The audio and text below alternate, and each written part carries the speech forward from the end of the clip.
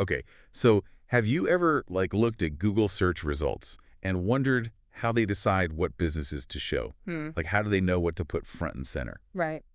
So today we're going to look at something called reading signals. Yeah. It's basically how Google uses information about user behavior Okay. to figure out what people actually want when they're searching. Interesting. And we have some really cool intel for this episode straight from the GMB Crush SEO bunker. Oh, wow. So this is inside scoop stuff. Yeah. Okay, so I was reading about how Google's now using things called neuromuscular and gaze signals.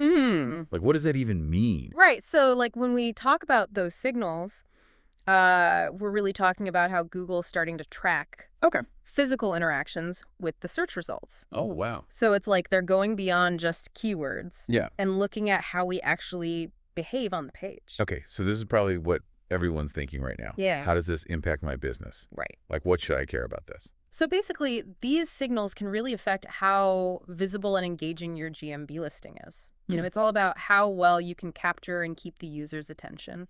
Okay, so I know you mentioned earlier that GMB Crush had some practical tips about this. Yeah. Can you share a couple of those with us? Sure. So one of the biggest things is mobile friendliness. Oh, yeah. Think about it. Most people are searching on their phones these days. Right.